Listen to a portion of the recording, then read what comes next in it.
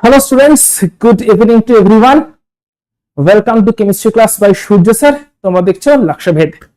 আচ্ছা, আজকে আমরা করব যেটা সেটা হচ্ছে অ্যালকোহল ফেনল ইথারের কিছু রিঅ্যাকশনস যেগুলো আগের দিন ক্লাসে আমাদের হয়ে গেছিল অলরেডি। আজকে তারপরে বাকি রিঅ্যাকশনস গুলো আমরা শুরু করতে চলেছি। তো অ্যালকোহল ফেনল ইথার চ্যাপ্টারটা আমাদের চলছে এবং সেখানে আমরা অ্যালকোহলের প্রিপারেশনস আমাদের অলরেডি হয়ে গেছে, ফেনলের প্রিপারেশনস এটা অলরেডি আমাদের হয়ে গেছে, আমাদের অ্যালকোহলের রিঅ্যাকশনস গুলো শেষ হয়ে গেছে, ফেনলের রিঅ্যাকশনস আমাদের ক্লাসে চলছিল। আজকে আমরা ফেনলের রিঅ্যাকশনসেরই সেকেন্ড পার্ট করব বলা যেতে পারে। সঙ্গে অ্যালকোহল আর ফেনলের কিছু ডিস্টিংগুইশন টেস্টও করব, মানে অ্যালকোহল এবং ফেনলকে একে অপর থেকে আলাদা কি করে করা যেতে পারে, বা অ্যালকোহলের মধ্যে আবার 1 ডিগ্রি 2 ডিগ্রি 3 ডিগ্রি আছে, সেই অ্যালকোহল গুলোকে একে অপর থেকে কি করে আলাদা করা যেতে পারে, যে 1 degree alcohol, 2 degree alcohol, 3 degree alcohol কিভাবে এদেরকে একে অপর থেকে আলাদা করব। ওকে, বা ফেনলের সঙ্গে অ্যালকোহলের কি ডিফারেন্স, কি রাসায়নিক বিক্রিয়া করে কিরকম টেস্ট করে আমরা অ্যালকোহলকে ফেনলের থেকে আলাদা করতে পারি। তো সেরকম কিছু কেমিক্যাল টেস্ট দেখবো, আর তার সঙ্গে হচ্ছে দেখবো যে মেইনলি ফেনলের বেশ কিছু রিঅ্যাকশনস যেগুলো করলে ফেনলের রিঅ্যাকশনস গুলো শেষ হবে। তো চলো তাহলে দেরি না করে শুরু করা যাক। প্রথমে বলে দিই, ফেনলের রিঅ্যাকশনস গুলো একদম তোমাদের কাছে নোন রিঅ্যাকশনস মনে হবে। কেন? কারণ ফেনলের রিঅ্যাকশনস গুলো কিন্তু মেইনলি ওই ইলেকট্রোফিলিক সাবস্টিটিউশন রিঅ্যাকশনস যেগুলো কিনা হ্যালো অ্যারিনো করেছিল। হ্যালো অ্যারিনের রিঅ্যাকশনস গুলো নিশ্চয়ই মনে আছে যে হ্যালো অ্যারিনরা নিউক্লিওফাইলদের সঙ্গে রিঅ্যাকশন করতে চাইতো না, কারণ নিউক্লিওফিলিক অ্যাটাক হতো না। তার কারণ হ্যালো অ্যারিনদের অনেক প্রবলেম ছিল নিউক্লিওফাইলটা আসতে, এবং সেখানে অনেক রকম প্রবলেম ছিল। তাই হ্যালো অ্যারিনদের সঙ্গে নিউক্লিওফিলিক অ্যাটাক বা নিউক্লিওফিলিক সাবস্টিটিউশন এগুলো হ্যালো অ্যারিনদের সাথে হতো না। ইলেকট্রোফিলিক সাবস্টিটিউশন গুলো হতো, হ্যালোজেনেশন, সালফোনেশন, নাইট্রেশন, ফিডেলক্রাফট অ্যালকিলেশন, ফিডেলক্রাফট অ্যাসাইলেশন, এই সমস্ত যে রিঅ্যাকশনস গুলো আছে এগুলো ইলেকট্রোফিলিক সাবস্টিটিউশন রিঅ্যাকশনস, সেগুলোই কেবলমাত্র হতো, আর অন্য রিঅ্যাকশনস গুলো নিউক্লিওফিলিক গুলো হতো না। তো ফেনলেও আমরা সেম জিনিসই এনকাউন্টার করব। তো চলো আমরা তাহলে দেখে নিই যে ফেনলের রিঅ্যাকশনসে ইলেকট্রোফিলিক সাবস্টিটিউশন রিঅ্যাকশনস সেটা কেমন ভাবে হয় বা হতে পারে। ওকে, তো চলো আমরা শুরু করছি তাহলে ফেনলের ইলেকট্রোফিলিক সাবস্টিটিউশন রিঅ্যাকশনস এর থ্রু দিয়ে। আমরা তাহলে হেডিং দিচ্ছি ফেনলের মধ্যে একদম হ্যালো অ্যারিনের মতনই, সেম টু সেম। ফেনলটা হচ্ছে একদম সেম টু সেম হ্যালো অ্যারিনস এর মতন। তো প্রথম আমরা দেখবো হচ্ছে ইলেকট্রোফিলিক সাবস্টিটিউশন রিঅ্যাকশন বা ইলেকট্রোফিলিক প্রতিস্থাপন বিক্রিয়া। কি দেখছি? ইলেকট্রোফিলিক সাবস্টিটিউশন রিঅ্যাকশন বা ইলেকট্রোফিলিক প্রতিস্থাপন বিক্রিয়া। ওকে, তাহলে সেইগুলো আমরা এখন দেখার জন্য আমরা এই যে ফেনলটাকে ড্র করেছি এবং ফেনলের রেজোনেন্সটা এখানে ক্লিয়ারলি শো করা আছে, যে রেজোনেন্স তোমরা অনেকবার করেছো, তো আলাদা করে এটা আর আমি শো করছি না। যদি বলো তাহলে শো করবো যে আমরা হ্যালো অ্যারিনেও করেছি, সেম ওইটা ফেনলের রেজোনেন্সটাও আছে, দেখতেই পাচ্ছ, আলাদা করে বলার কিছু নেই। এই যে দেখতেই পাচ্ছ রেজোনেন্সটা যেটা হচ্ছে, এই ফেনলের কি আছে, অক্সিজেনের লোন পেয়ার আছে। অক্সিজেনের লোন পেয়ার কি করে, এই যে প্লাস আর এফেক্ট শো করে, প্লাস আর এফেক্ট শো করে হচ্ছে রেজোনেন্স শুরু করে, যেটা আমরা আগেও করেছি। তার জন্য অর্থ পজিশনে মাইনাস চার্জ আসে, এই যে অর্থতে মাইনাস চার্জ এসছে। রেজোনেন্স কন্টিনিউ হলে প্যারা পজিশনে মাইনাস চার্জ আসে, এই যে প্যারা পজিশনেও মাইনাস চার্জ এসছে। রেজোনেন্স কন্টিনিউ হলে অন্য অর্থ পজিশনটাতেও মাইনাস চার্জ আসে, এই যে অন্য অর্থ পজিশনেও মাইনাস চার্জ এসছে। এই রেজোনেন্স ক্লাসে আমরা অসংখ্যবার করেছি, তাই ডিটেইলস এখানে ঢুকলাম না। পরিষ্কার রেজোনেন্সের থ্রু দিয়ে দেখতে পাচ্ছি যে ফেনলের মধ্যে আছে অক্সিজেন, অক্সিজেনের আছে লোন পেয়ার। যে কোনো স্পিসিস তার যদি লোন পেয়ার থেকে থাকে তাহলে সে প্লাস আর এফেক্ট শো করে, প্লাস আর এফেক্ট শো করে নিজের লোন পেয়ারটা বেনজিন রিং এর দিকে পুশ করে দেয়। নিজের লোন পেয়ার যদি বেনজিন রিং এর দিকে পুশ করে দেয় তাহলে কি হয়, যে বেনজিনের দিকে ইলেকট্রন গুলো আসতে শুরু করে। বেনজিনের দিকে যদি ইলেকট্রন আসতে শুরু করে প্লাস আর এফেক্টের থ্রু দিয়ে, তাহলে বেনজিন রিং এ ইলেকট্রনের ঘনত্ব বাড়তে থাকে, কারণ লোন পেয়ার গুলো আসছে বেনজিন রিং এর দিকে। লোন পেয়ার গুলো কার থেকে আসছে? এই ফেনলের অক্সিজেন অ্যাটম থেকে আসছে, OH গ্রুপের অক্সিজেন অ্যাটম থেকে আসছে। অক্সিজেন অ্যাটমের লোন পেয়ার বেনজিন রিং এর দিকে নিজের লোন পেয়ারকে, অক্সিজেন অ্যাটমের লোন পেয়ার নিজের লোন পেয়ারকে বেনজিন রিং এর দিকে পুশ করছে। তার ফলে বেনজিন রিং এ ইলেকট্রনের ঘনত্ব বাড়ছে, বেনজিন ইলেকট্রন রিচ থেকে ইলেকট্রন রিচার হচ্ছে। তার মানে আমরা পুরো রেজোনেন্স থেকে বলতে পারি যে বেনজিন রিং এ ইলেকট্রনের ডেনসিটি বাড়ছে, ইলেকট্রন ডেনসিটি বাড়ছে। কোথায়? বেনজিন রিং এ। বেনজিন রিং এর দিকে ইলেকট্রন গুলো আসছে, যে লোন পেয়ার গুলো আসছে, তার জন্য অর্থ পজিশন, প্যারা পজিশন আর অন্য অর্থ পজিশনটাতে মাইনাস চার্জ আসছে, অর্থাৎ বেনজিন রিং এ ইলেকট্রনের ডেনসিটি কিন্তু আস্তে আস্তে বাড়ছে। তাহলে ইলেকট্রনের ডেনসিটি বেনজিন রিং এ বাড়ছে, ইলেকট্রনের ডেনসিটি বাড়লে ইলেকট্রোফাইল গুলো বেশি বেশি করে আসবে, তার মানে ইলেকট্রোফিলিক অ্যাটাক বাড়ছে, ইলেকট্রোফিলিক অ্যাটাক বাড়ছে। কারণ ইলেকট্রোফাইল মানে কি, যারা ইলেকট্রন ডিফিশিয়েন্ট। যদি বেনজিনে ইলেকট্রনের ডেনসিটি বাড়ে, ইলেকট্রন যদি বাড়ে, তাহলে যারা ইলেকট্রন ডিফিশিয়েন্ট, ইলেকট্রনের ঘাটতি আছে, তারা বেশি বেশি করে আসবে। তো ইলেকট্রোফিলিক অ্যাটাক বাড়ছে। এই অ্যাটাকটা কোন কোন পজিশন হবে? যে যে পজিশনের ডেনসিটি সব থেকে বেশি, ইলেকট্রনের ডেনসিটি সব থেকে বেশি হচ্ছে অর্থ আর প্যারা, যেখানে কিনা মাইনাস চার্জ আছে। তাই আমরা বলতে পারি electron density is maximum. Electron density maximum কোথায় কোথায় ম্যাক্সিমাম? অর্থ এন্ড প্যারা। ইলেকট্রন ডেনসিটি অর্থ আর প্যারাতে ম্যাক্সিমাম, তার মানে ইলেকট্রোফাইল কোথায় জয়েন করবে? অর্থ আর প্যারাতেই জয়েন করবে। মানে বলতে পারি ইলেকট্রোফিলিক অ্যাটাকটা কোথায় হবে? ইলেকট্রোফিলিক অ্যাটাক হবে অর্থ আর প্যারায়। দেখো এখন সমস্ত রিঅ্যাকশন গুলো খুবই সহজ লাগবে। ইলেকট্রোফিলিক অ্যাটাক এট অর্থ এন্ড প্যারা, তাহলে অর্থ এন্ড প্যারা পজিশনে ইলেকট্রোফাইল গুলো এসে অ্যাটাক করতে শুরু করে দিল। ওকে, তাহলে কেমন করে রেজোনেন্স হবে? রেজোনেন্সের জন্য অর্থ প্যারাতে ইলেকট্রনের ঘনত্ব ডেনসিটি বেড়ে গেছে, তার জন্য ইলেকট্রোফাইল গুলো অর্থ আর প্যারাতে অ্যাটাক করে জয়েন করার কাজ শুরু করে দিচ্ছে। আমরা দেখবো এর রিলেটেড রিঅ্যাকশন গুলো। প্রথম রিঅ্যাকশন আমরা দেখতে পাচ্ছি ব্রোমিনেশন। প্রথম রিঅ্যাকশন কি দেখতে পাচ্ছি? ব্রোমিনেশন। এখানেও একই রকম, তাহলে কোন ইলেকট্রোফাইল তৈরি হবে? দেবো হচ্ছে ব্রোমিন ওয়াটার দেওয়া হয়েছে, ব্রোমিন ওয়াটার দিলে Br প্লাস এই ইলেকট্রোফাইলটা তৈরি হচ্ছে। ঠিক আছে, ব্রোমিন CH2 সলভেন্ট দেওয়া হয়েছে Br প্লাস, এগুলো হচ্ছে ইলেকট্রোফাইল যারা কিনা তৈরি হচ্ছে। তাহলে ইলেকট্রোফাইল গুলো কোথায় কোথায় অ্যাটাক করবে? ক্লিয়ারলি দেখতে পাচ্ছি ফেনলের যে রেজোনেন্সটা হয়েছে, ফেনলের রেজোনেন্সটা হওয়ার জন্য, রেজোনেন্স মানে কি? এই অক্সিজেনের লোন পেয়ারটা ডিলোকালাইজ করে গেছে বেনজিনের পাই বন্ডের সঙ্গে, রেজোনেন্স করে গেছে, তার জন্য বেনজিন ইলেকট্রনের ঘনত্ব বেড়েছে, যেটা কিনা অর্থ আর প্যারায় বিশেষভাবে বেড়েছে। তাই ইলেকট্রোফাইল গুলো অর্থ আর প্যারাতে নিজেকে অ্যাটাচ করার চেষ্টা করছে, কারণ ইলেকট্রোফাইল গুলো ইলেকট্রন ডেফিসিয়েন্ট, ইলেকট্রনের ঘাটতি আছে, অর্থ প্যারায় মাইনাস চার্জ আছে, ইলেকট্রন বেশি বেশি আছে, তাই ওখানে জয়েন করার চেষ্টা করছে। এই সিম্পল হচ্ছে, রাইট? তাহলে এবার এই পুরো ব্যাপারটাতে ইলেকট্রোফিলিক অ্যাটাকটা অর্থ আর প্যারায় হওয়ার কথা। তাহলে এখন ইলেকট্রোফাইল দেখতে পাচ্ছি ব্রোমিন, অ্যাকুয়াস সলিউশনে ব্রোমিন নিয়েছি, তো Br প্লাস ইলেকট্রোফাইল তৈরি হয়েছে। ইলেকট্রোফাইলটা কোথায় কোথায় জয়েন করবে? এই অর্থ আর প্যারায় জয়েন করে গেছে, দেখতেই পাচ্ছ। যদি এবার সলভেন্টটা অ্যাকুয়াস না নিয়ে সলভেন্টটা CH2 অর্গানিক সলভেন্ট নি, তাহলে দেখতে পাচ্ছি একটা আইসোমারে অর্থ জয়েন করেছে, অন্য আইসোমারে প্যারায় জয়েন করেছে। একটা প্রোডাক্টে অর্থটাই যদি জয়েন করেছে Br প্লাস, অন্য প্রোডাক্টে প্যারাতে জয়েন করেছে Br প্লাস। কিন্তু সলভেন্ট যদি CH2 না নিয়ে সলভেন্ট আমরা অ্যাকুয়াস নি, তাহলে একটাই কম্পাউন্ডের অর্থ আর প্যারায় Br প্লাস জয়েন করে যাচ্ছে। এটার কারণটা কি? এটার কারণটা হচ্ছে যদি অ্যাকুয়াস সলভেন্ট হয় সেটা পোলার সলভেন্ট। অ্যাকুয়াস সলভেন্ট মানে কেমন সলভেন্ট? অ্যাকুয়াস সলভেন্ট মানে হচ্ছে সেটা পোলার সলভেন্ট। এবার পোলার সলভেন্ট যদি হয়, তাহলে পোলার সলভেন্টে Br প্লাস প্রচুর তৈরি হচ্ছে, এটার হাই কনসেন্ট্রেশন থাকছে। তাহলে Br প্লাস যদি প্রচুর তৈরি হয়, তারা একটাই ফেনলকে চারপাশ থেকে একদম ছেঁকে ধরছে, একটাই ফেনলকে চারপাশ থেকে পুরো একদম ছেঁকে ধরছে। যদি Br প্লাস তৈরি হয়, তোমার Br প্লাস তৈরি হয়, যেটা কিনা পোলার সলভেন্ট। অ্যাকুয়াস সলভেন্ট মানে হচ্ছে পোলার সলভেন্ট। পোলার সলভেন্টে Br প্লাস এর অ্যামাউন্ট এত বেশি, একটা ফেনলকে চারপাশ থেকে ছেঁকে ধরে অর্থ প্যারায় জুড়ে গেছে। কিন্তু যদি অর্গানিক সলভেন্ট হয়, এটা নন পোলার অর্গানিক সলভেন্ট। নন পোলার অর্গানিক সলভেন্ট হচ্ছে কার্বন ডাইসালফাইড। তাহলে এর প্রেজেন্সে Br প্লাস তৈরি হচ্ছে, কিন্তু এর কনসেন্ট্রেশন বেশি নয়, লেস কনসেন্ট্রেশন। এবার কনসেন্ট্রেশন যদি কম থাকে, তাহলে অবশ্যই কনসেন্ট্রেশন যদি কম থাকে তাহলে অবশ্যই একটাই ফেনলের চারপাশে সব Br প্লাস ধরবে না, আসবে না। কিছু মলিকুলের চারপাশে অর্থ পজিশনে Br প্লাস জয়েন করবে, অন্য মলিকুলগুলোতে প্যারা পজিশনে Br প্লাস ইলেকট্রোফিলিক অ্যাটাক করবে।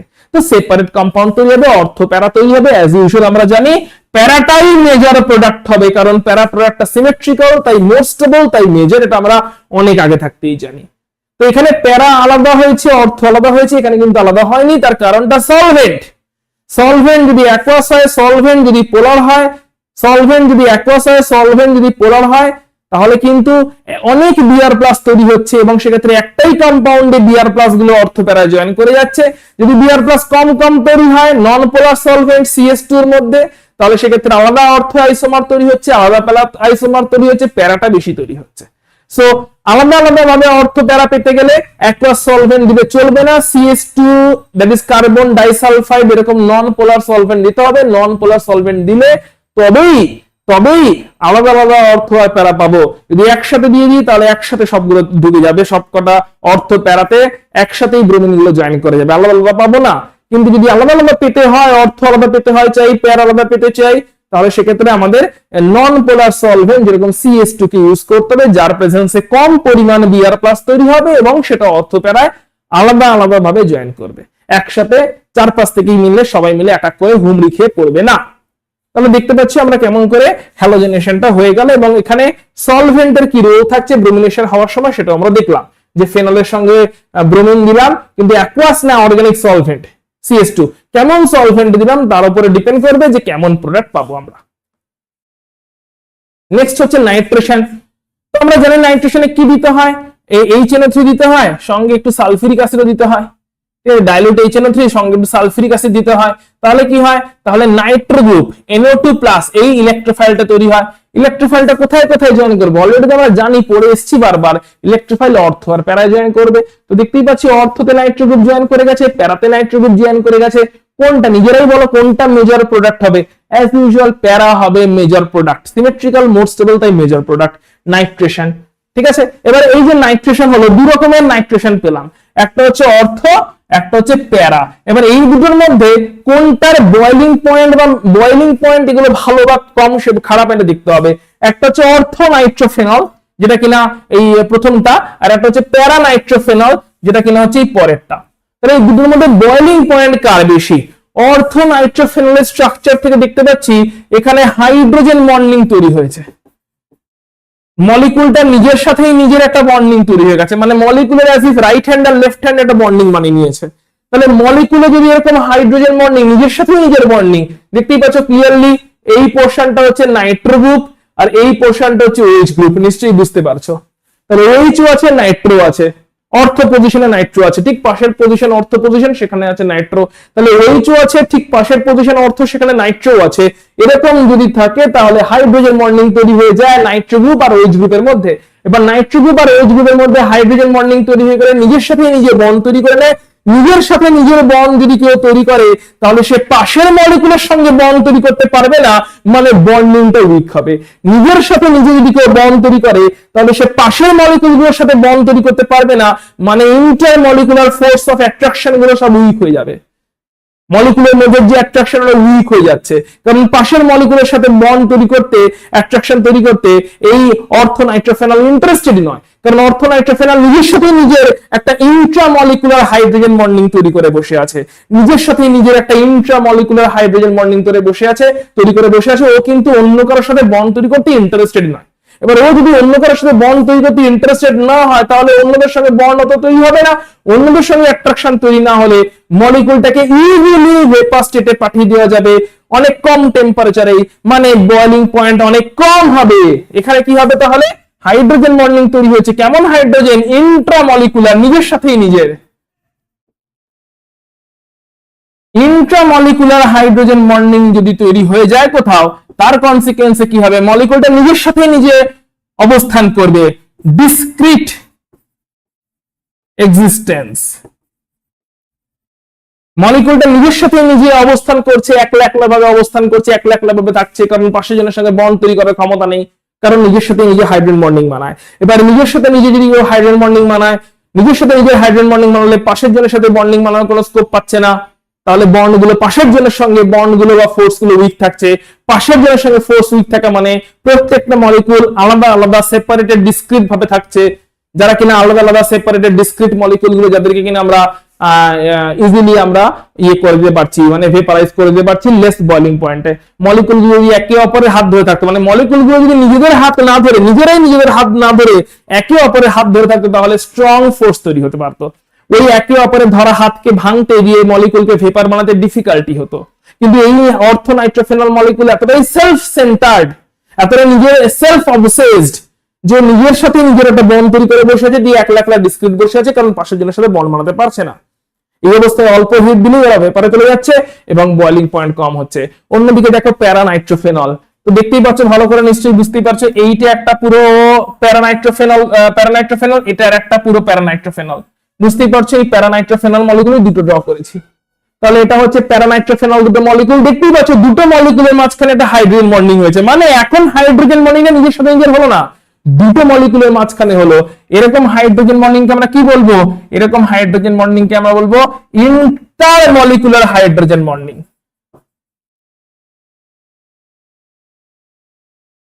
মলিকুলটা নিজের সাথে নিজের নয়, দুটো মলিকুলের মধ্যে হাইড্রোজেন বন্ডিংটা এখানে কিন্তু সম্পন্ন হলো। মানে আমরা একবার দেখে নিই কোনটা, এইটা হচ্ছে হাইড্রোজেন বন্ডিং, এইটা এইখানে হাইড্রোজেন বন্ডিংটা কিন্তু নিজের সাথে নিজের নয়, এদিকের মলিকুল আলাদা ওদিকের মলিকুল আলাদা, দুটো আলাদা মলিকুলের মাঝখানে একটা যদি বন্ড হয় তাহলে সেই মলিকুলকে ভেপারে পাঠাতে অনেক অনেক বেশি এনার্জি লাগবে।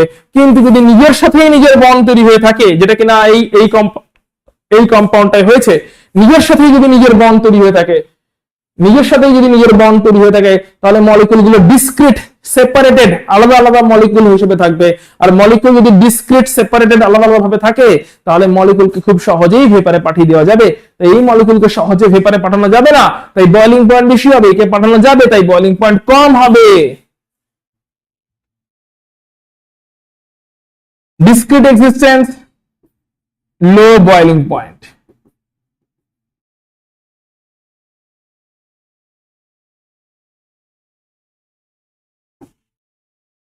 এখানে কি লিখবো? Intermolecular hydrogen bonding. তাহলে এখানে ইন্টারমলিকুলার বন্ডগুলো স্ট্রং, মানে অ্যাসোসিয়েটেড এক্সিস্টেন্স, একে অন্যের সঙ্গে অ্যাসোসিয়েট হয়ে আছে, অ্যাসোসিয়েটেড এক্সিস্টেন্স, একে অন্যের সঙ্গে অ্যাসোসিয়েট হয়ে আছে, একে অন্যের সঙ্গে লেগে আছে, জুড়ে আছে। সো অ্যাসোসিয়েটেড এক্সিস্টেন্স, এখানে একে অন্যের সঙ্গে জুড়ে আছে, তাদেরকে আলাদা করতে হবে। ওই জুড়ে থাকা মলিকুলগুলোকে হাইড্রোজেন বন্ডিংকে ভেঙে আলাদা করতে হবে। তার জন্য অবশ্যই অনেক বেশি পরিমাণে এনার্জি লাগবে, তাই বয়লিং পয়েন্ট কিন্তু বেশি হতে চলেছে। এখানে সেটা কিন্তু করতে হচ্ছে না, কারণ মলিকুলগুলো অন্যের সাথে জুড়ে নেই, নিজের সাথে নিজের বন্ড বানিয়ে বসে আছে। তুমি যদি নিজের সাথে নিজের বন্ড বানিয়ে থাকো তাহলে তোমাকে আলাদা করা সহজ, কিন্তু তুমি যদি পাশের জনের সঙ্গে বন্ড তৈরি করে থাকো তাহলে অবশ্যই ওই পাশের জনের সঙ্গে তৈরি হওয়া বন্ডকে ভাঙলে তবেই তোমাকে আলাদা করা যাবে, যেটা কিনা কঠিন কাজ। তাই কঠিন কাজ হলে টেম্পারেচার বেশি লাগবে, বয়লিং পয়েন্ট বেশি হতে চলেছে। অ্যাসোসিয়েটেড এক্সিস্টেন্স থাকার জন্য এখানে বয়লিং পয়েন্ট হাই হবে।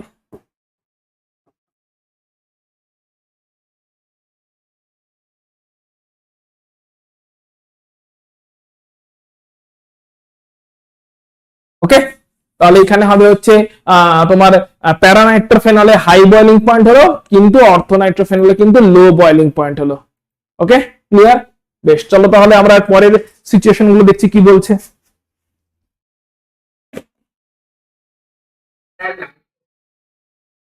কোনটা বলো?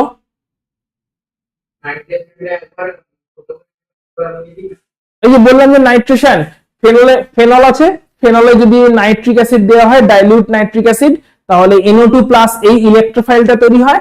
ইলেকট্রোফাইলটা এই ফেনলের অর্থ পজিশন, ইলেকট্রোফাইলটা ফেনলের অর্থ পজিশন আর প্যারা পজিশনে জয়েন করে।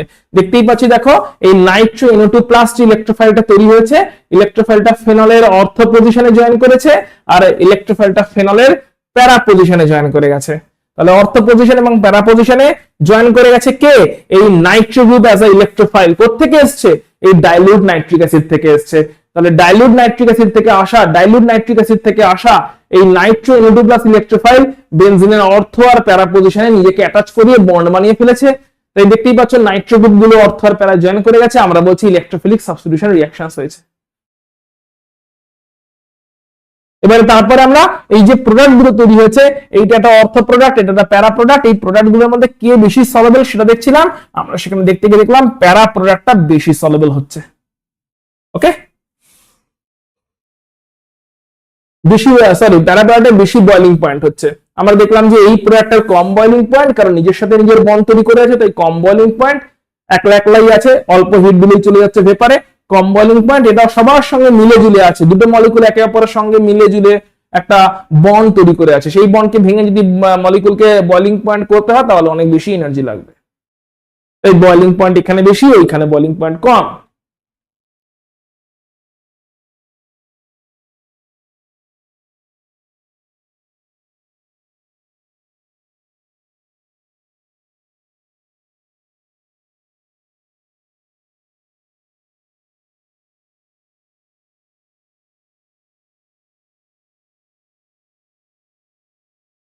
আচ্ছা, পরেরটা কি বলছে? সালফোনেশন। নিশ্চয়ই হেডিং দেখেই বুঝতে পারছো এটা সালফোনেশন,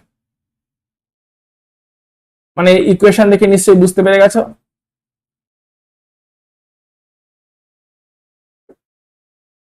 সালফোনেশনে তাহলে কোন ইলেকট্রোফাইলটা ঢুকবে?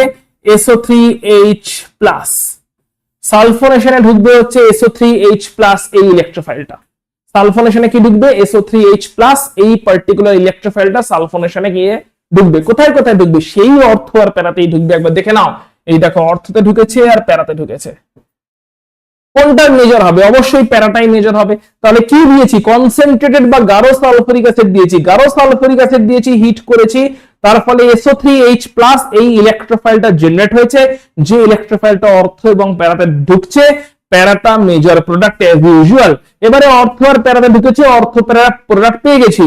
এই পুরো প্রোডাক্ট মিক্সচারটা যেটা তৈরি হয়েছে, অর্থ আর প্যারা প্রোডাক্ট মিক্সচার, তার উপরে যদি আবার আমি গাঢ় নাইট্রিক অ্যাসিড দিয়ে হিট করে দিই, কনসেন্ট্রেটেড নাইট্রিক অ্যাসিড দিয়ে যদি আমি এর পরে হিট করে দিই, তাহলে এই যে SO3H গুলো গ্রুপগুলো ছিল সেগুলো বেরিয়ে যাবে এবং অর্থতে নাইট্রো গ্রুপগুলো জয়েন করে যাবে, অর্থতে নাইট্রো গ্রুপগুলো জয়েন করে যাবে।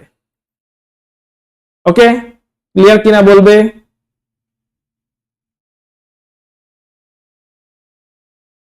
ভিডিওটা পজ হয়ে গেছে।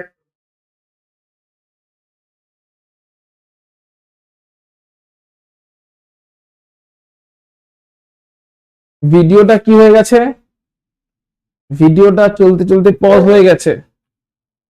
হ্যাঁ,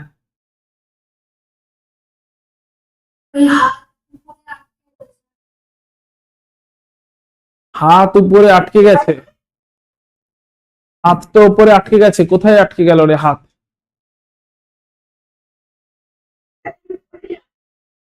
যা, হাত তো উপরে আটকে গেল কি করে?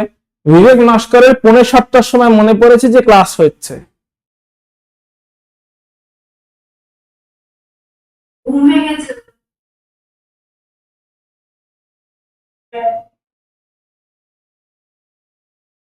তাই তো সেটা করে ভালো করতে এটা জানতো না। কিন্তু এটা কি হলো?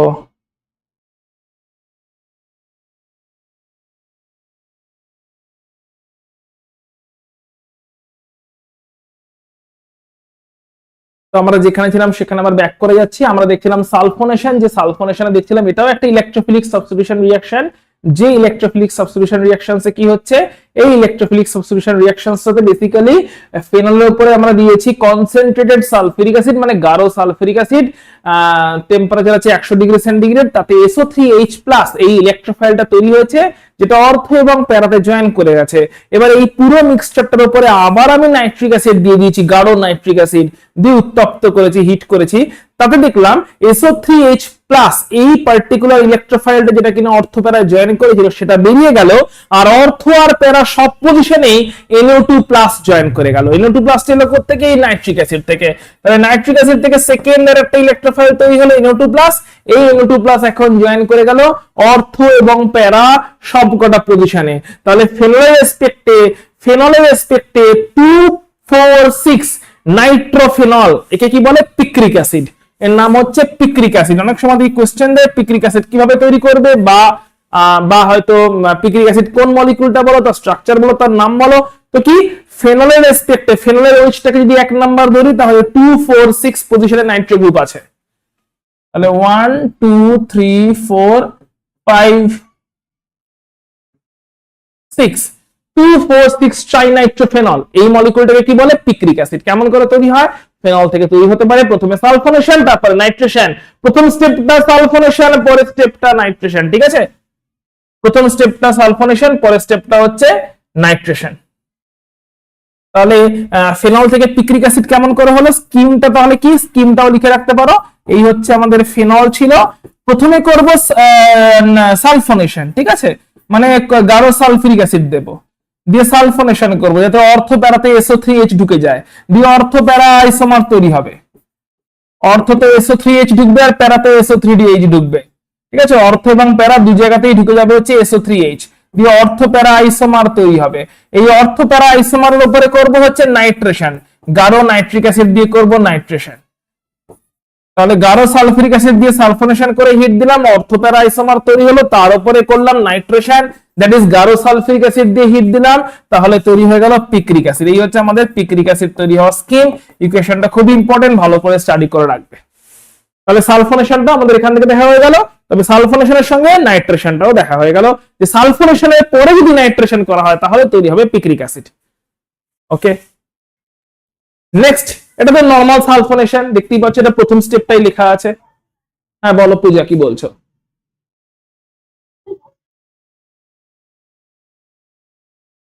ওটা অনেক কাজে লাগে। ওটার একটা ইম্পর্টেন্ট হচ্ছে ওটা এক্সপ্লোসিভ, ঠিক আছে, এক্সপ্লোসিভ। তো এক্সপ্লোসিভ রিলেটেড বিভিন্ন ইন্ডাস্ট্রিতে ওটার ইউজ আছে। সঙ্গে টক্সিক, পয়জনাস। তো এক্সপ্লোসিভ, টক্সিক, পয়জনাস হওয়ার জন্য বিভিন্ন এক্সপ্লোশন ইন্ডাস্ট্রি, ওয়ার ইন্ডাস্ট্রি, সেখানে এগুলোর ইউজ আছে। ডিফেন্স ইন্ডাস্ট্রি, ঠিক আছে। আচ্ছা, নেক্সট হচ্ছে ফেনল। এটা দেখো নরমাল সালফোনেশন, এটা তো জাস্ট ফার্স্ট স্টেপটাই আরেকবার দেখানো আছে যে সালফিউরিক অ্যাসিডে যদি আমরা কনসেন্ট্রেটেড সালফিউরিক অ্যাসিড যদি দিয়ে দিই আমরা ফেনলের উপরে, তাহলে আমরা জানি SO3H group as a electrophile তৈরি হয়, আগেরটাতেই পড়েছি অলরেডি। তাহলে গাঢ় সালফিউরিক অ্যাসিড দিলে SO3H+ এই ইলেকট্রোফাইল তৈরি হয়। লো টেম্পারেচারে SO3H গ্রুপটা অর্থতে যায় মেনলি, আর হাই টেম্পারেচারে SO3H গ্রুপটা প্যারাতে যায় মেনলি, ঠিক আছে। লো টেম্পারেচারে মেনলি অর্থটা বেশি বেশি হয়, প্যারা অল্প হয়, আর হাই টেম্পারেচারে 100 ডিগ্রি সেন্টিগ্রেড টেম্পারেচার, যখন কিনা টেম্পারেচার বাড়িয়ে দিয়েছি, টেম্পারেচার বেড়ে গেলে তখন প্যারা প্রোডাক্টটা কিন্তু বেশি বেশি তৈরি হয়। ওকে, তো আগেই অলরেডি দেখেছি অর্থ SO3H যাবে, প্যারা SO3H যাবে। লো টেম্পারেচারে অর্থটা বেশি হবে, হাই টেম্পারেচারে প্যারাটা বেশি হবে।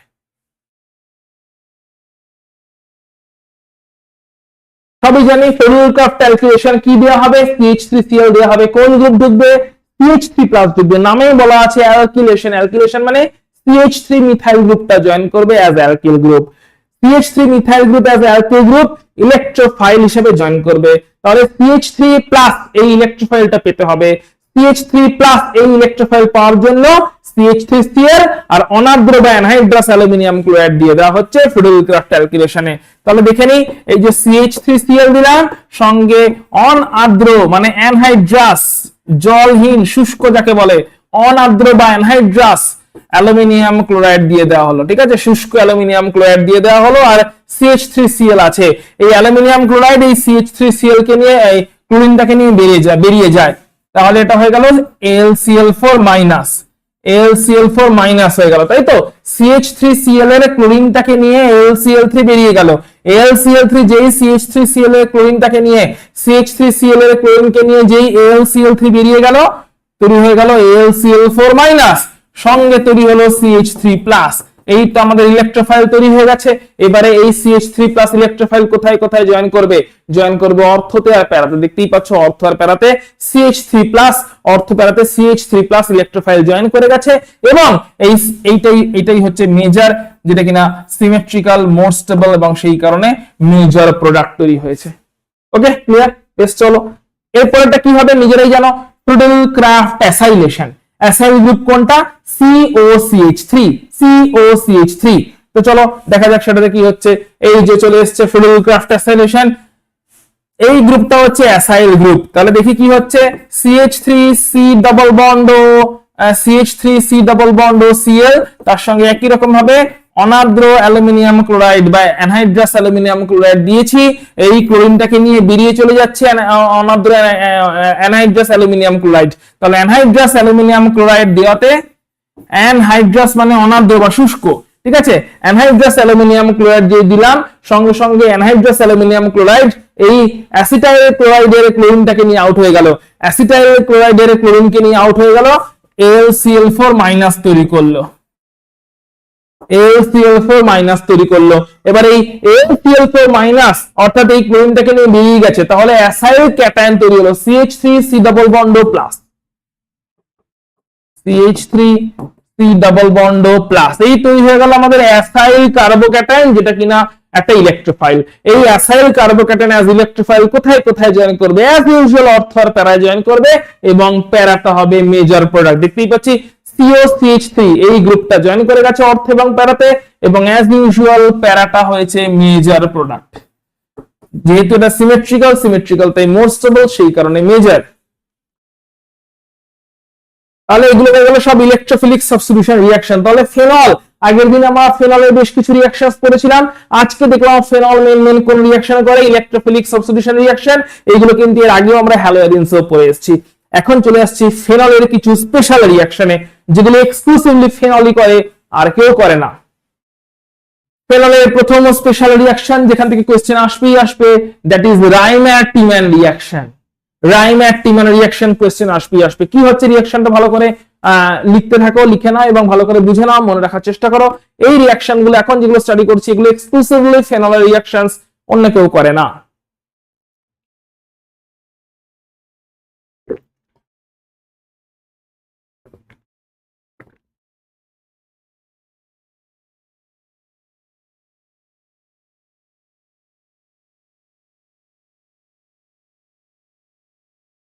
দেখো স্টেপটা নেওয়া হয়েছে ফেনল, রাইমার-টিম্যান নেওয়া হয়েছে ফেনল, দিয়ে দেওয়া হয়েছে ক্লোরোফর্ম।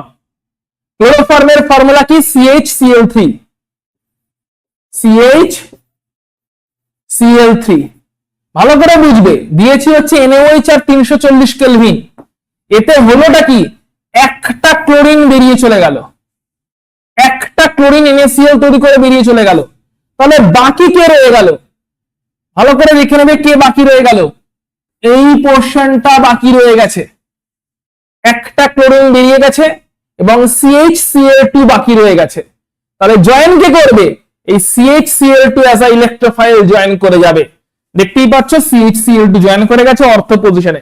কেবলমাত্র কি অর্থতেই জয়েন করবে নাকি প্যারাতেও জয়েন করবে? অবশ্যই প্যারাতেও জয়েন করবে, কিন্তু রাইমার-টিম্যান রিঅ্যাকশনটা অর্থটাকে নিয়েই হয়, তাই আমরা অর্থটা নিয়েই খালি রিঅ্যাকশনটা চলছে। তাহলে কি হলো ভালো করে দেখে নাও। Cl- যেই বেরিয়ে গেল, ভালো করে দেখে নেওয়ার চেষ্টা করে এক্স্যাক্টলি হয়েছে কি।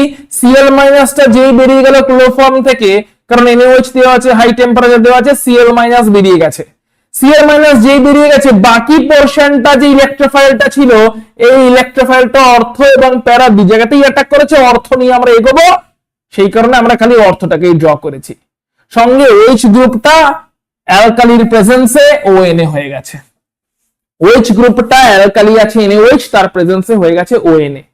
তাহলে ONA হয়েছে আর অর্থ পজিশনে CHCl2 ঢুকে গেছে। এর উপরে আবার আমি NaOH দিয়েছি, আবার দিয়েছি NaOH, তখন এই ক্লোরিন দুটো রিপ্লেস হয়ে যাচ্ছে OH গ্রুপ দিয়ে। ক্লোরিন দুটো রিপ্লেস হয়ে যাচ্ছে এই দুটো OH গ্রুপ দিয়ে, SN2 রিঅ্যাকশন হচ্ছে, মানে এই OH অ্যাটাক করেছে, ক্লোরিন বেরিয়েছে, আবার সেকেন্ড একটা OH অ্যাটাক করেছে, ক্লোরিন বেরিয়েছে, অর্থাৎ এখানে SN2 রিঅ্যাকশন হয়ে গেছে। যেখানে কিনা NaOH এর OH- যেগুলো আছে, NaOH এর OH- গুলো অ্যাটাক করে গেছে এই কার্বনটাতে এবং ক্লোরিন গুলো একে একে বেরিয়ে গেছে। ক্লোরিন বেরিয়েছে, OH ঢুকেছে, তাহলে কি হয়েছে? তাহলে হয়ে গেছে CHCl2 ছিল, হয়ে গেল CHOH2। CHCl2 ছিল, হয়ে গেল CHOH2। হিট করে দিলে এখান থেকে একটা ওয়াটার মলিকিউল ডিহাইড্রেট হয়ে বেরিয়ে যায় এবং CH এখানে হয়ে যায়, হিট করে দিলে এখানে একটা ডিহাইড্রেশন, ঠিক আছে, জল বেরিয়ে যায়। হিট করে দিলে এই CHOH2 থেকে একটা ওয়ান মলিকুল ওয়াটার বেরিয়ে যায়, হিট করলে জল হিসেবে বেরিয়ে যায় এবং তার জন্য আমরা এইখানে অ্যালডিহাইড গ্রুপ পেয়ে যাই। তাহলে ফেনলের অর্থ পজিশনে ফাইনালি কোন গ্রুপ ঢুকলো? রাইমার-টিম্যানের থ্রু দিয়ে।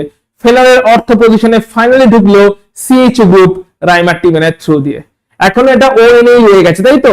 যেহেতু এখানে NaOH ছিল, NaOH টা অ্যালকালি, ফেনল আমরা আগের দিন পড়েছি অ্যাসিডিক, তাহলে ফেনল অ্যাসিডিক, OH আছে, NaOH আছে অ্যালকালি, অ্যাসিড বেস রিঅ্যাকশন হয়ে এখানে ONA হয়ে গেছিল, সোডিয়াম ফেনক্সাইড হয়ে গেছিল।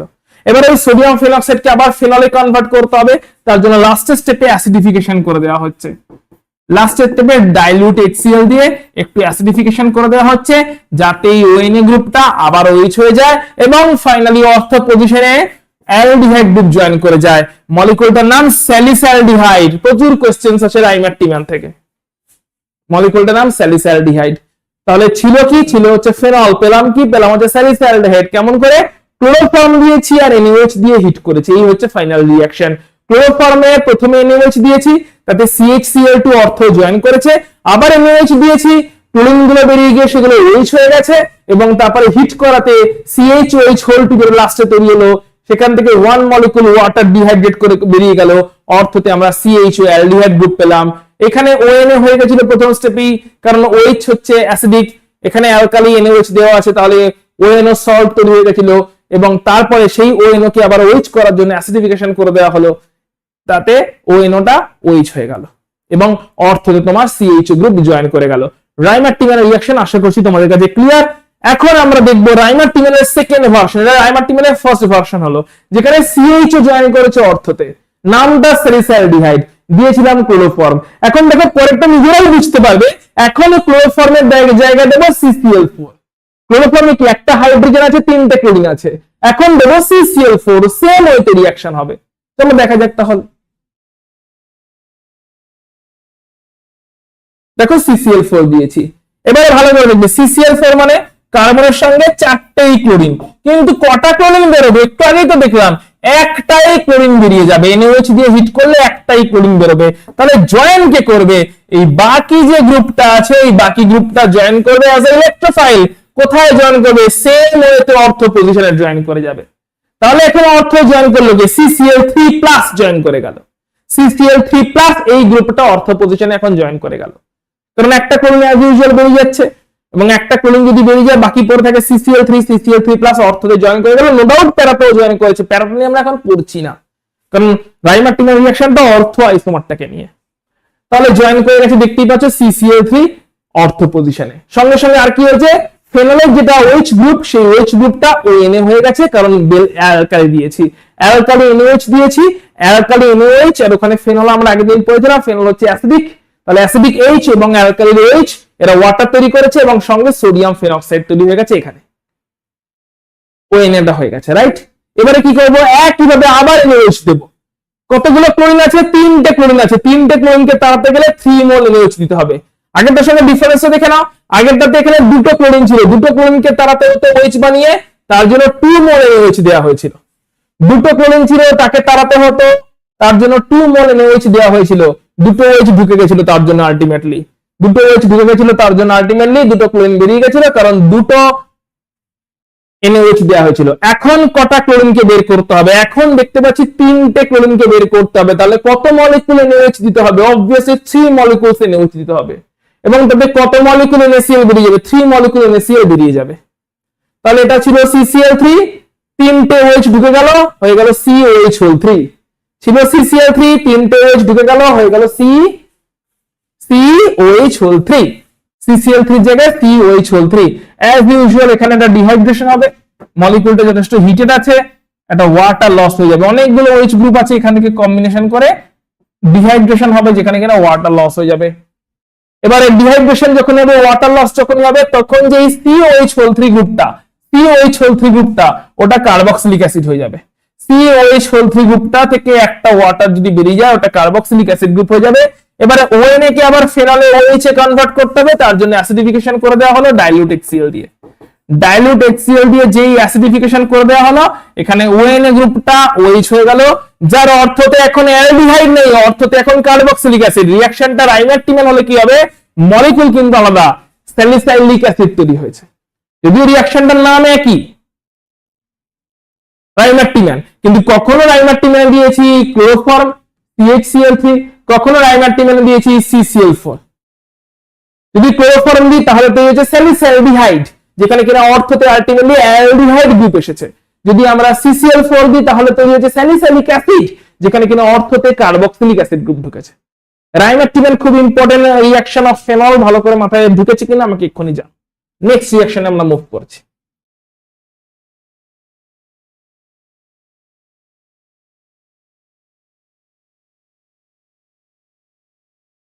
দেখো কনডেনসেশন রিঅ্যাকশন, এগুলো সবই ফেনলের স্পেশাল রিঅ্যাকশন, এগুলো ফেনল ছাড়া আর কেউ করবে না, ঠিক আছে?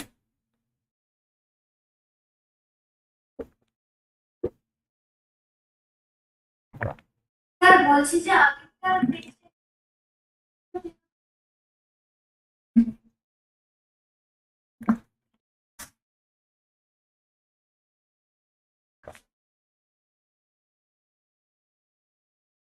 এই নাও,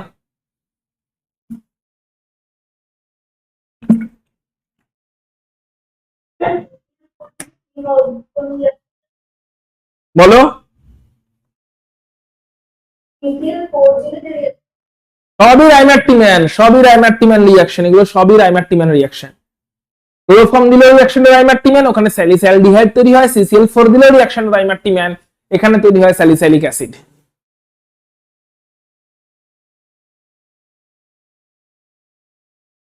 তাহলে কনডেনসেশন রিঅ্যাকশন মানে কি? কনডেনসেশন রিঅ্যাকশন মানে হচ্ছে দুটো করে মলিকিউল জয়েন করে যাচ্ছে, ঠিক আছে, দিয়ে একটা নতুন করে মলিকিউল তৈরি হচ্ছে, তখন বলে রিঅ্যাকশন গুলোকে কনডেনসেশন রিঅ্যাকশন। যেমন এখন আমরা দেখতে পাচ্ছি কোল বেজ রিঅ্যাকশন। ভালো করে দেখো, এই কোল বেজ রিঅ্যাকশনও ফাইনাল প্রোডাক্টটা স্যালিসাইলিক অ্যাসিড, যেটা কিনা এক্ষুনি রাইমারটিমেনের থ্রু দিয়েই তৈরি হয়েছিল। রাইমারটিমেনের রিঅ্যাকশনও CCl4 দিলে ফেনলে যদি CCl4 দিই দিয়ে NaOH দিয়ে হিট করতে থাকি, তাহলে ফাইনাল প্রোডাক্ট স্যালিসাইলিক অ্যাসিড এসেছিল একটু আগে রিঅ্যাকশনটা দিয়ে আমরা দেখলাম।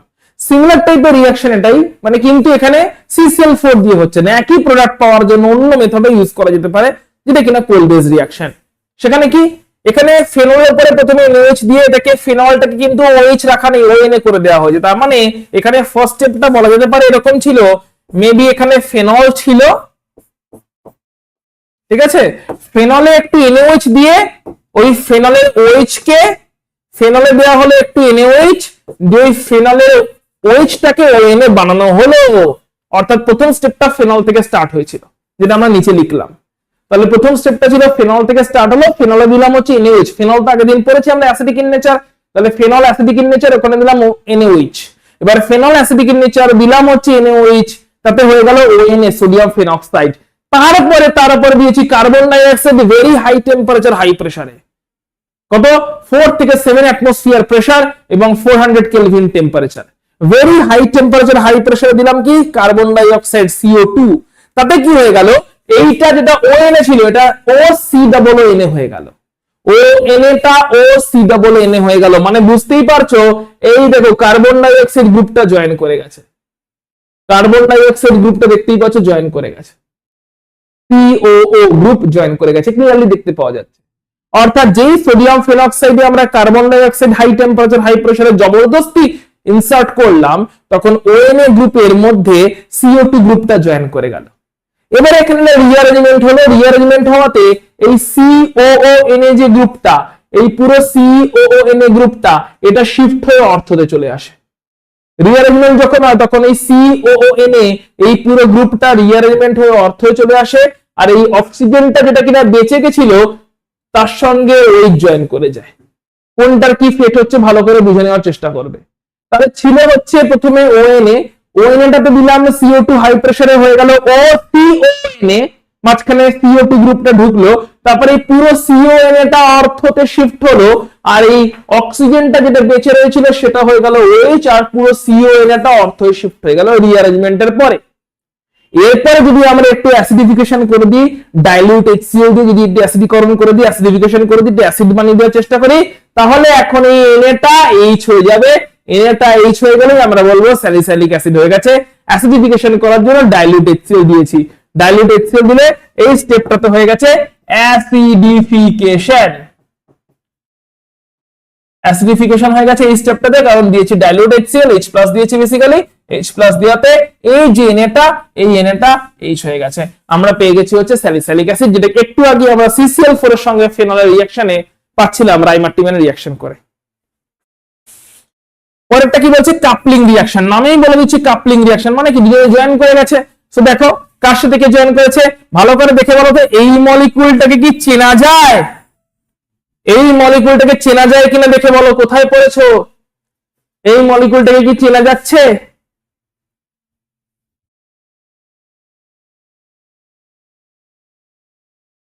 চেনা যাচ্ছে না, তাই তো? সেই মলিকিউলটা দেখো, দেখো বেনজিন ডায়াজোনিয়াম ক্লোরাইড। স্যান্ডমার্ক গ্যাটারম্যান করার আগে এই মলিকিউলটা তৈরি করা হয়েছিল, N2+Cl-। নিশ্চয়ই এবার বুঝতে পেরেছো যে কি নিয়ে স্টার্ট করা হয়েছিল তখন বলতো? ওটা আমরা হ্যালোঅ্যারিনের প্রিপারেশনে পড়েছিলাম। স্টার্ট করা হয়েছিল হচ্ছে বেসিক্যালি কি নিয়ে বলতো? স্টার্ট করা হয়েছিল অ্যানিলিন নিয়ে। অ্যানিলিন, তাই না?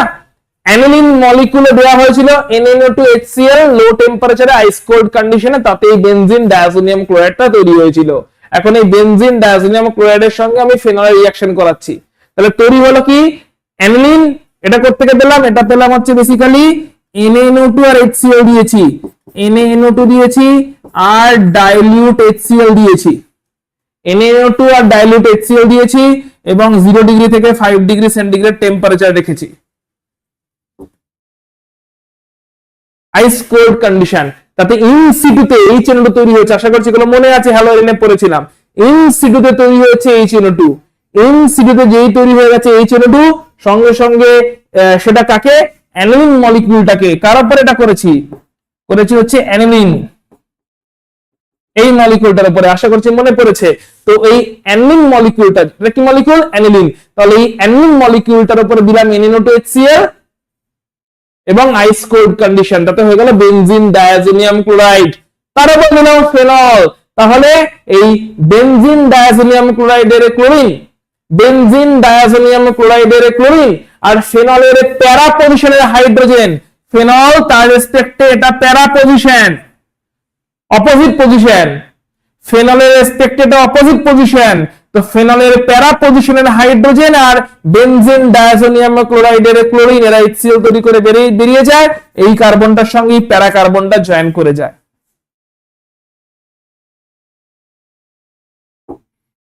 এই প্যারা কার্বনটার সঙ্গে এই নাইট্রোজেনটা জয়েন করে যায়।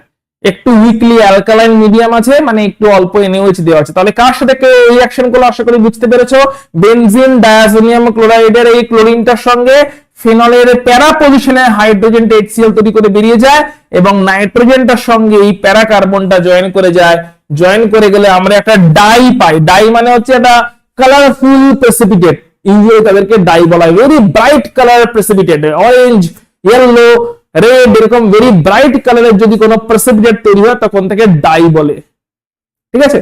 তো অরেঞ্জ কালার, একটা ভেরি ব্রাইট অরেঞ্জ কালারের ডাই পাই।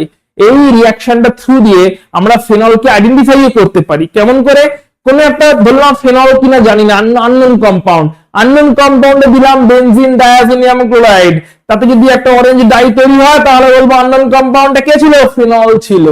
অর্থাৎ এটা ফেনলের আইডেন্টিফিকেশন রিঅ্যাকশন হিসেবে ইউজ হতে পারে।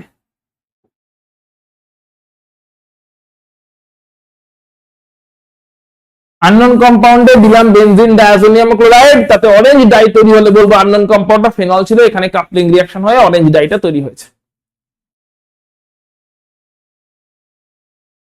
কনডেনসেশন রিঅ্যাকশন লিখে নাও তাড়াতাড়ি।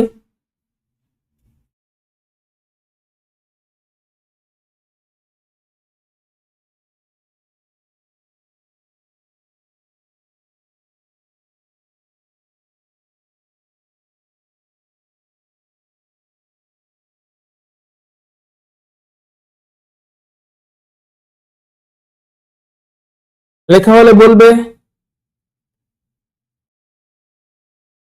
চলো পরের কনডেনসেশনটা তাহলে দেখে নেওয়া যাক। এই কনডেনসেশন রিঅ্যাকশনটাতে ফেনলফথ্যালিন তৈরি হয়, ফেনলফথ্যালিন। তো ফেনলফথ্যালিনটা কোন মলিকিউল, সেই মলিকিউল যে মলিকিউলটা হচ্ছে অ্যাসিড বেস ইন্ডিকেটর। নিশ্চয়ই ফেনলফথ্যালিন ইউজ করেছে কেমিস্ট্রি ল্যাবরেটরিতে, যেখানে ফেনলফথ্যালিন এই ইন্ডিকেটরটা দিলে অ্যালকালি সলিউশন হলে সেটা পিঙ্ক কালার হয়ে যায়, সেটা একটা অ্যাসিড বেস ইন্ডিকেটর ফেনলফথ্যালিন মলিকিউলটা। সো ফেনলফথ্যালিন মলিকিউলটা কনডেনসেশন রিঅ্যাকশন ফেনলের সঙ্গে করে তৈরি করা হয়। কেমন করে তৈরি করা হয় দেখে নাও। এটা হচ্ছে কনডেনসেশন রিঅ্যাকশন। এখানে টু মলিকিউলস অফ ফেনল নেওয়া হয়েছে, দেখতেই পাচ্ছ। এটা একটা ফেনল মলিকিউল, এটা একটা ফেনল মলিকিউল, সঙ্গে নেওয়া হয়েছে থ্যালিক অ্যানহাইড্রাইড। তিনটে মলিকিউল নেওয়া হয়েছে, ক্লিয়ারলি আশা করি বুঝতে পেরেছো। এটা একটা ফেনল মলিকিউল, এটা একটা ফেনল মলিকিউল, আর এই মলিকিউলটার নাম হচ্ছে থ্যালিক অ্যানহাইড্রাইড। এবার থ্যালিক অ্যানহাইড্রাইডের বানানে আবার একটা পিএইচ আছে, যেটা কিনা সাইলেন্ট থাকে। তাহলে থ্যালিক অ্যানহাইড্রাইড মলিকিউলে অ্যাড করেছি হচ্ছে 2 molecules of ফেনল, হাই টেম্পারেচারে কনসেন্ট্রেটেড H2SO4 দিয়েছি, তাতে ওয়াটার ডিহাইড্রেট হয়ে বেরিয়ে গেছে। কোন ওয়াটারটা দেখতেই পাচ্ছ, এই থ্যালিক অ্যানহাইড্রাইডের এখান থেকে একটা অক্সিজেন আর ফেনল গুলো থেকে দুটো করে হাইড্রোজেন, দুটো ফেনল থেকে দুটো করে হাইড্রোজেন, তারা কিনা ওয়াটার তৈরি করে বেরিয়ে গেছে। সো ওয়াটার তৈরি করে বেরিয়ে গেছে কেন, কারণ concentrated sulphuric acid dehydrating agent water বের করতে পারে, আর কোন রিঅ্যাকশনে ওয়াটার বেরিয়ে গেলে তাকে আমরা ডিহাইড্রেশন বলে থাকি। সো এটা কেমন কনডেনসেশন, এটা ডিহাইড্রেশন টাইপের কনডেনসেশন। ফাইনালি এই মলিকিউলটা তৈরি হয়েছে, ফেনলফথ্যালিন মলিকিউল তৈরি হয়ে গেছে। দেখে নাও তাড়াতাড়ি। এই রিঅ্যাকশনস গুলো ফেনলের একদম এক্সক্লুসিভ রিঅ্যাকশনস, ঠিক আছে। এগুলো আর কেউ শো করে না, কেবলমাত্র ফেনল তৈরি করে। বলো।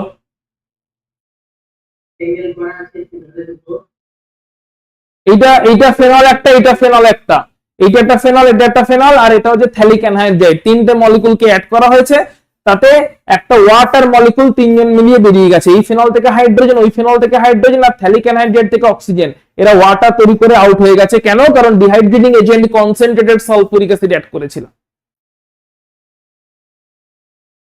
হিট করেছি, তাতে ওয়াটারটা বেরিয়ে গেছে, দিয়ে কার্বন গুলো জয়েন করে গেছে এবং তার জন্য ফেনলফথ্যালিন মলিকুলটা তৈরি হয়েছে। ক্লিয়ার?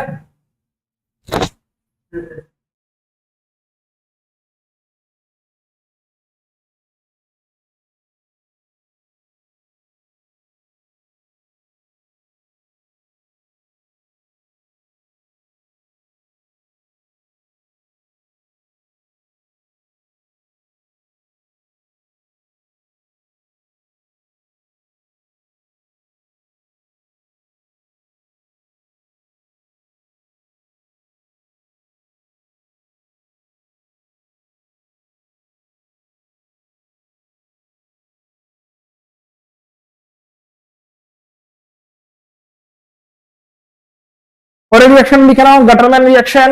কি বলছে গাটারম্যান রিঅ্যাকশন দেখো, নিশ্চয়ই মনে আছে যে অর্থতে যদি সিএইচও ঢুকতো তখন আমরা বলেছিলাম রাইমার্টিম্যান রিঅ্যাকশন, ফেনলের সঙ্গে ক্লোরোফর্মের রিঅ্যাকশন হয়েছিল, অর্থতে সিএইচও ঢুকেছিল রাইমার্টিম্যান। এখন প্যারাতে যদি সিএইচও ঢুকাতে হয় গাটারম্যান রিঅ্যাকশন। সো কেমন করে হচ্ছে, ফেনল নিয়েছি, এখানে দিয়েছি HCl আর HCl, কি কি দিয়েছি? HCl আর HCl, সঙ্গে অ্যালুমিনিয়াম ক্লোরাইড দেওয়া আছে।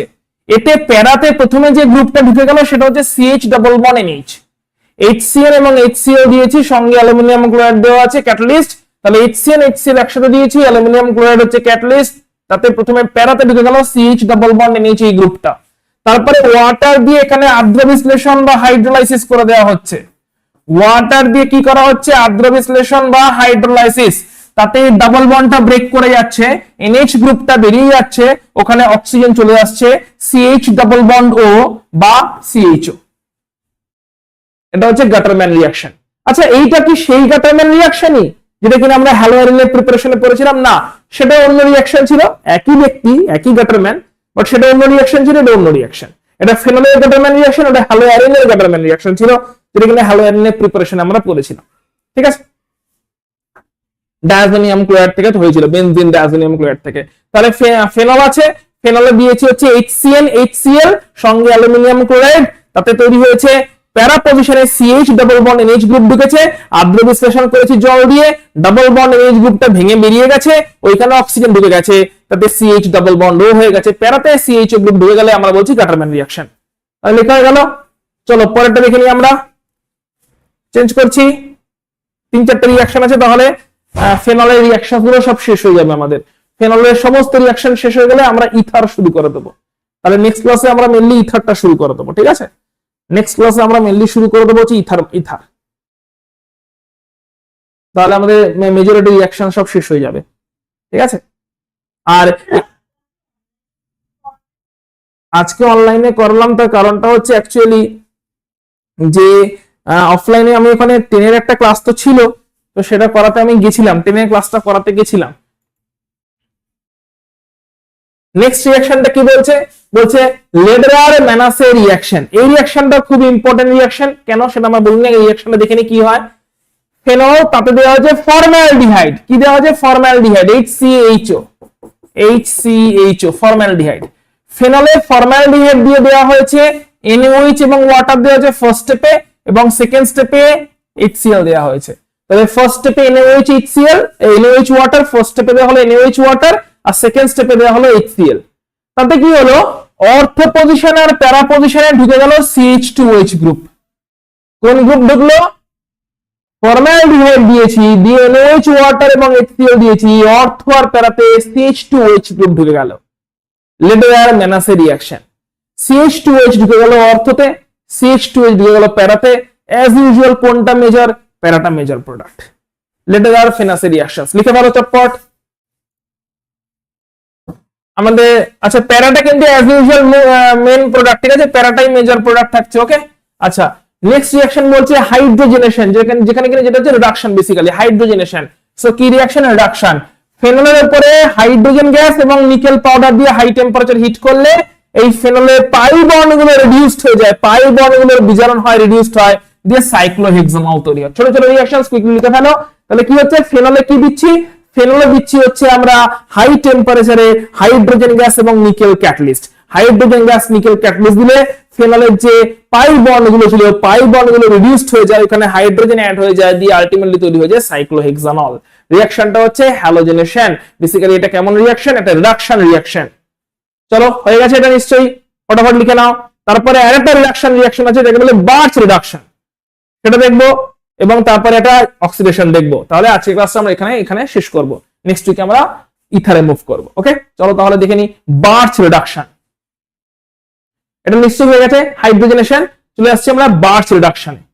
বার্চ কি বলছে এখানে, বার্চ রিডাকশনের প্রোডাক্টটা দেখে না, প্রোডাক্টটাকে দেখে না, এটা কিন্তু একদম আগেরটার মতো নয়, ডিফারেন্ট প্রোডাক্ট। তো এখানে কি করা হচ্ছে, এখানে সোডিয়াম দিয়ে বিজারণ করা হচ্ছে, সোডিয়াম এবং লিকুইড অ্যামোনিয়া দেওয়া হচ্ছে। সোডিয়াম আর লিকুইড অ্যামোনিয়া দিয়ে দিলে কি তৈরি হয় সেটাকে দেখে নি। সোডিয়াম আর লিকুইড অ্যামোনিয়া এরা তৈরি করা হচ্ছে সোডামাইড বলে একটা খুবই তীব্র পদার্থ, সোডামাইড NaNH2। এই তীব্র পদার্থটা ফেনলে গিয়ে বিজারণ করে, দিয়ে তারপরে ফাইনালি তৈরি করে 3-সাইক্লোহেক্সিনোন। একটা তোমার প্রথমে একটা কি বলে, একটা এরকম কম্পাউন্ড তৈরি করে, সেখান থেকে একটা কিটোন তৈরি হয় ফাইনালি। তাহলে এটাকে বলা হচ্ছে বার্চ রিডাকশন। সায়েন্টিস্ট বার্চের নাম অনুযায়ী বার্চ রিডাকশন। দু রকমের রিডাকশন দেখলাম, একটা হচ্ছে হাইড্রোজেন দিয়ে নিকেল ক্যাটালিস্ট দিয়ে হাইড্রোজেনেশন, আর একটা হচ্ছে সোডিয়াম এবং লিকুইড অ্যামোনিয়া দিয়ে বার্চ রিডাকশন, যেখানে 3-সাইক্লোহেক্সানোন তৈরি হচ্ছে ফেনল থেকে, সোডিয়াম এবং লিকুইড অ্যামোনিয়া দেওয়া হচ্ছে রিডাকশন করার জন্য। চলে আসছে আজকে লাস্ট রিঅ্যাকশনে, যেটা হচ্ছে তোমার জারণ বা অক্সিডেশন রিঅ্যাকশন। চেঞ্জ করছি, জারণ। তো জারণ দুই রকম ভাবে হচ্ছে, জারণের দুটো রিঅ্যাকশন আছে দেখে নাও। সেটা হচ্ছে, একটা হচ্ছে ফেনলে দিয়েছি, কি দিয়েছি, ক্রোমিল ক্লোরাইড। নামগুলো খুব ইম্পর্টেন্ট, কারণ ফর্মুলা না দিয়ে কোশ্চেনের নামও দিতে পারে। ক্রোমিল ক্লোরাইড। সো ফেনলে দিলাম হচ্ছে ক্রোমিল ক্লোরাইড, অথবা দিতে পারি সোডিয়াম ডাইক্রোমেট বা পটাশিয়াম ডাইক্রোমেট এবং H2SO4 acid. Sodium dichromate, potassium dichromate বা H2SO4 দিতে পারি, অথবা ক্রোমিল ক্লোরাইড, দুজনের যে কোনো একজনকে দেওয়া হবে।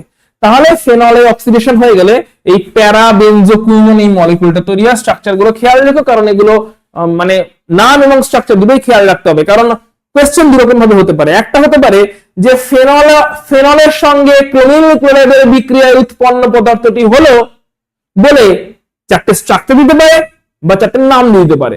তুমি স্ট্রাকচার পড়ে গেছো, নামটা জানা নেই, তুমি বুঝতে পারছো না কোনটা লিখবে। যেখানে তৈরি হয়েছে যে প্যারাবেনজোকুইনোন, তোমার মাথায় আসছে না কি নাম ছিল, অথবা তুমি শুধু নাম পড়ে গেছে, স্ট্রাকচার মনে নেই, তো তখন তোমার এবার কোশ্চেনে চারটে স্ট্রাকচার অপশন দিয়ে দিয়েছে। কোশ্চেনটা হচ্ছে একটাই, যে কি ফেনলের সঙ্গে যদি আমরা ক্রোমিল ক্লোরাইডের বিক্রিয়া করি তাহলে কি হয়, ফেনল জারিত হয়, কি তৈরি হয়। কি তৈরি হয় এটা নাম চারটে দিতে পারে, স্ট্রাকচার চারটে দিতে পারে। নাম দেয়, নাম টিক করতে হবে, স্ট্রাকচার দিলে স্ট্রাকচার টিক করতে হবে। তো দুটোই আমাকে খেয়াল রাখতে হবে, নাম এবং স্ট্রাকচার প্যারাবেনজোকুইনোন। এবার যদি অ্যাসিড অবস্থায় না দিয়ে, অ্যাসিডিক কন্ডিশনে জারণ না করে যদি অ্যালকালি কন্ডিশনে জারণ করি, পটাশিয়াম পারসালফেট K2S2O8 এর নাম কি, পটাশিয়াম পারসালফেট।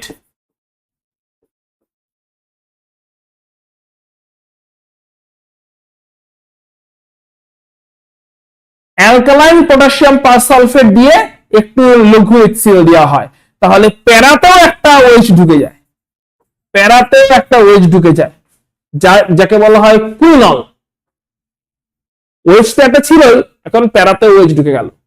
কখন অ্যালকালাইন পারসালফেট দিয়েছি, অ্যালকালাইন পটাশিয়াম পারসালফেট দিয়ে লঘু HCl দিয়েছি, প্যারাতেও ঢুকে গেছে OH, নাম তৈরি হয়েছে কুইনল। আর এটা ছিল হচ্ছে অ্যাসিডিক কন্ডিশনে, ক্রোমিল ক্লোরাইড দিয়েছি অথবা সোডিয়াম পটাশিয়াম ডাইক্রোমেট এবং H2SO4 দিয়েছি, দুজনের মধ্যে যে কোনো একজনকে দেওয়া হয়েছে। তাতে কি হয়েছে, প্যারাবেনজোকুইনোন তৈরি হয়েছে। দুটো জারণ বিক্রিয়া বা অক্সিডেশন রিঅ্যাকশনস করে আজকে আমরা ফেনলকে এখানে পুরোপুরি ভাবে শেষ করছি। কারোর কোথাও ডাউট থাকলে আমাকে এক্ষুনি জিজ্ঞেস করবে, আদারওয়াইজ তোমাদের সঙ্গে পরের ক্লাসে দেখা হবে, যেখানে কিনা আমরা ইথারটা স্টার্ট করবো একটু একটু করে। ফেনল পর্যন্ত ভালো করে একদম প্রপারলি পড়ে রেডি করে নাও পুরোপুরি ফেনল পর্যন্ত।